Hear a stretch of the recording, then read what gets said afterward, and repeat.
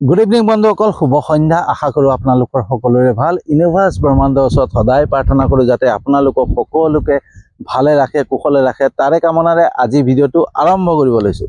তো বন্ধুসকল, আজি বহুত দিন হৈ গ'ল মই ভিডিঅ' বনাব পৰা নাই, দিবও পৰা নাই। ঠিক আছে, কাৰণ মোৰ যোনটো আগৰ মোবাইল আছিলে সেই মোবাইলটো ওপৰৰ পৰা পৰি পেলাই ভাঙি থাকিলে, আৰু ভাঙি থকাৰ পিছতে মই মোবাইলৰ পৰা আঁতৰি থাকিবলগীয়া হ'ল। মোবাইলৰ কামৰ পৰা ফেচবুক হওক, ইউটিউব হওক, কোনোতে একোতে কাম কৰিব পৰা নাই বা কাৰো লগত যোগাযোগো কৰিব পৰা নাছিলোঁ। কিন্তু ঈশ্বৰৰ ইচ্ছা, ঈশ্বৰৰ আশীৰ্বাদ, ইউনিভাৰ্ছ ব্ৰহ্মাণ্ডৰ আশীৰ্বাদ, মই এটা নতুন মোবাইল ল'ব সক্ষম হ'লোঁ। আৰু আজি এই ভিডিঅ'টো মই নতুন মোবাইলৰ পৰা কৰি আছোঁ। তো আহক দেৰি নকৰোঁ, আজি বিষয়বস্তু লৈ যাওঁ। তো আজি মোৰ বিষয়বস্তুটো হৈছে, আমি কাৰো বাবে নিজে একো নকৰোঁ, আমাক কৰোৱা যায়। আমি যে কাৰোবাক সহায় কৰোঁ, কাৰোবাক হেল্প কৰোঁ, কোনোবা বিপদত পৰিলে তেওঁক সহায় কৰিবলৈ যাওঁ। ঠিক আছে, কোনোবা অন্ধ এজনক ৰাস্তা পাৰ কৰি দিওঁ, বা কোনোবা ভোকাতুৰক আমি খাবলৈ দিওঁ, কোনোবা পিয়াহত আছে তেওঁক পানী খাবলৈ দিওঁ, কোনোবা মন্দিৰত আমি কিবা এটা দান কৰিছোঁ, কোনোবা নামঘৰত কিবা দান কৰিছোঁ। আমি যে এই কৰ্মখিনি কৰোঁ নহয়, এই ভাল কৰ্মখিনি যে কৰোঁ নহয়, এই কৰ্মখিনি আমি নিজেই নকৰোঁ, আমাক কৰোৱা যায়। আৰু কোনে কৰে? ইউনিভাৰ্ছে, ব্ৰহ্মাণ্ডে, ঈশ্বৰে আমাক নিয়োগ কৰে। আৰু ঈশ্বৰে আমাক নিয়োগ কৰি পেলাই আমাৰ দ্বাৰাই তেওঁৰ কৰ্মখিনি কৰে।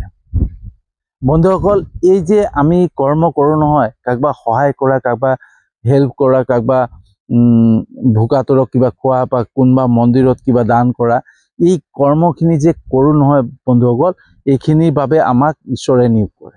আৰু ঈশ্বৰে কেতিয়া নিয়োগ কৰে? যেতিয়া আমাৰ ভাৱনা, আমাৰ চিন্তাধাৰা, আমি কেনেকুৱা ধৰণৰ কৰ্ম কৰি আছোঁ, আমি কেনেকুৱা সকলোবিলাক চাই চিতি তাৰপিছত ভগৱানে নিয়োগ কৰে আমাক সকলো চাই চিতি ভগৱানে নিয়োগ কৰে আনৰ বাবে কাম কৰিবৰ কাৰণে, আমাক আনক সহায় কৰিবৰ কাৰণে। ভগৱানে আমাৰ দ্বাৰাই তেওঁলোকক সহায় কৰে। আমি যে কওঁ ভগৱানে আমাক সহায় নকৰে কিয়, আমাক হেল্প নকৰে কিয়, আমাক প্ৰত্যেকখনতে সহায় কৰিব। কেতিয়া কৰিব? যেতিয়া আমাৰ ভাৱনা শুদ্ধ হ'ব, আমি শুদ্ধ কাম কৰিম, ভাল কাম সততাৰে আগুৱাই যাম নহয়, তেতিয়া আমাক ভগৱানে নিজে আমাক সহায় কৰিবলৈ নাহে, আমাক সহায় কৰাবৰ কাৰণে কোনোবা এজনক নিয়োগ কৰিব আৰু তেওঁৰ দ্বাৰা আমাক সহায় কৰাব। যেনেকৈ এই মোবাইলটো ল'বৰ কাৰণে মোৰ সক্ষম নাছিলে, মোৰ যোনটো পুৰণা মোবাইল ভাঙি গ'ল, সেই মোবাইলটোক মই বনাব গৈছিলোঁ। কিন্তু অকস্মাতে এনেকুৱা এটা মেজিক হৈ গ'ল, ঠিক আছে, যে মোক সেই দোকানীজনে ক'লে, তুমি মোবাইল মই দিম তোমাক, লোৱা। ঠিক আছে, তো সেই দোকানীজনৰ দ্বাৰা মোক হেল্প কৰিলে ঈশ্বৰে। ঠিক আছে, তো আমি যিখিনি হেল্প কৰোঁ নহয়, সহায় কৰোঁ, কাৰোবাক ডনেট কৰোঁ, সেইটোৰ বাবে আমাক ভগৱানে নিয়োগ কৰে আনক সহায় কৰিবৰ কাৰণে। আৰু সেইটো কেতিয়া হ'ব? যেতিয়া আমাৰ শুদ্ধ ভাৱনা হ'ব। তো আমি কাৰোবাক যে সহায় কৰিব পাৰিছোঁ, কাৰোবাক যে হেল্প কৰিবলৈ পাৰিছোঁ, সেইটো কাৰণে আপুনি ধন্য হওক ঈশ্বৰৰ বাবে। কাৰণ ঈশ্বৰে যে আমাক নিয়োগ কৰিছে কাৰোবাক সহায় কৰিবৰ কাৰণে। আৰু সেইকাৰণে আমি এইবিলাক বস্তু, যিখিনি কথা বতৰা, আমি কাৰোবাক সহায় কৰা, কাৰোবাক দান কৰা, কাৰোবাক কোনোবা মন্দিৰত দান কৰিছোঁ, কোনোবা নামঘৰত কিবা দান কৰিছোঁ, সেইবিলাক বস্তু আমি কৈ ফুৰিব নালাগে। কাৰণ কৈ ফুৰাৰ লগে লগে সেই কৰ্ম আমাৰ শুদ্ধ হৈ নাথাকে, ভাল হৈ নাথাকে, সেই কৰ্ম বেয়া হৈ যাব। ঠিক আছে, আমি সদায় নিস্বাৰ্থভাৱে কাম কৰিব লাগে। আমি যোনটো কৰ্ম কৰিছোঁ নহয়, কাৰোবাক যদি সহায় কৰিছোঁ, নিস্বাৰ্থভাৱে কৰিব লাগে। আৰু যেতিয়া আমি নিস্বাৰ্থভাৱে যেতিয়া সহায় কৰিম নহয়, নিস্বাৰ্থভাৱে কৰিম নহয়, তাত কোনো স্বাৰ্থ নাথাকিব, তেতিয়া ভগৱানে আমাক তাৰ মজুৰি দিব। ভগৱানে আমাক তাৰ মজুৰিও দিব।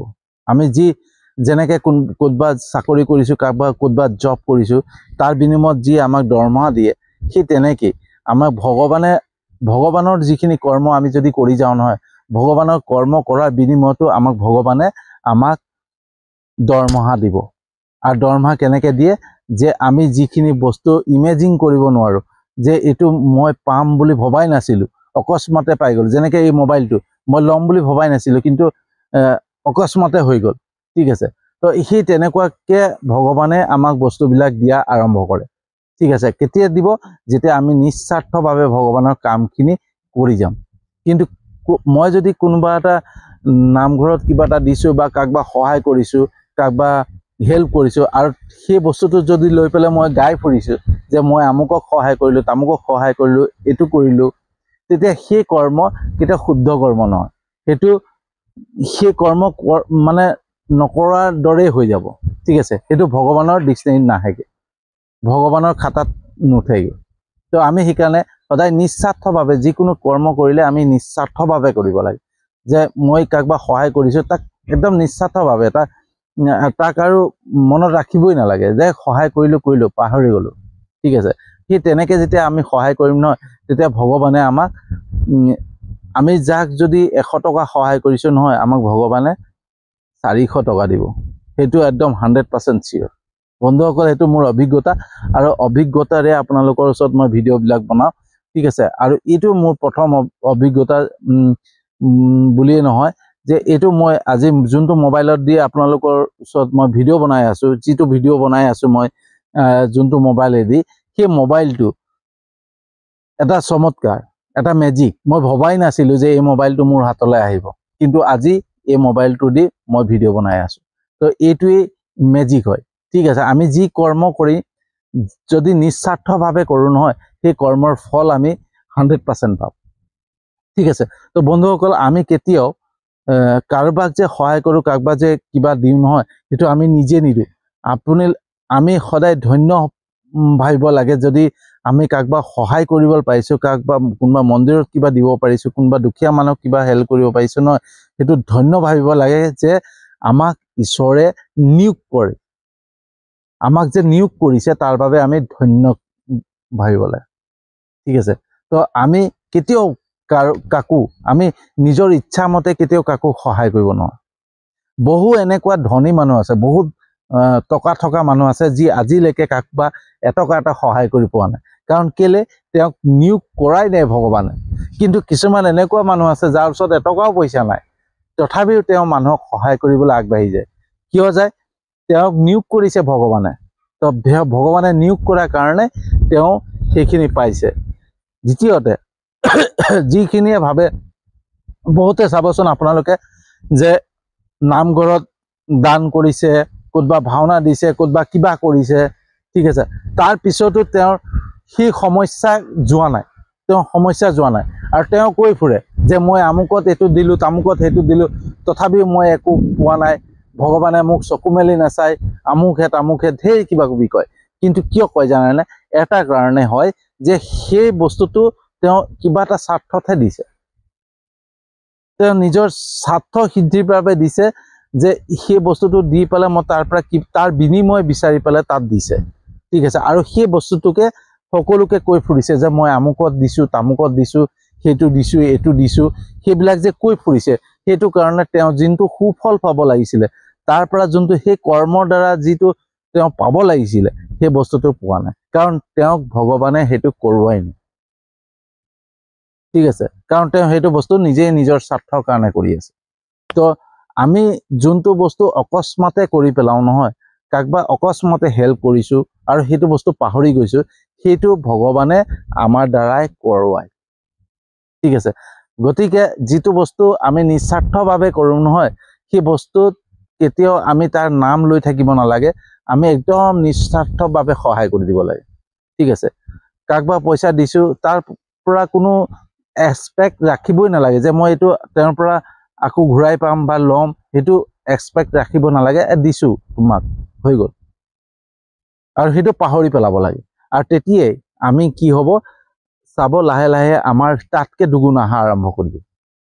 বন্ধুসকল, এইটো বাস্তৱ সত্য কথা, আপোনালোকে মানে বা নামানে সেইটো আপোনালোকৰ কথা, কিন্তু মই যিটো অভিজ্ঞতা, সেই অভিজ্ঞতাৰ পৰা কৈছোঁ যে আমাক ইউনিভাৰ্ছে এই সংসাৰত এটা কাৰণেই পঠাইছে, আমি আনৰ বাবে কাম কৰিবৰ কাৰণে, আনৰ ভাল চিন্তা কৰিবৰ কাৰণে, আনৰ বাবে ভাল কিবা এটা কৰিবৰ কাৰণে আমাক ইয়াত পঠিয়াইছে, ঠিক আছে।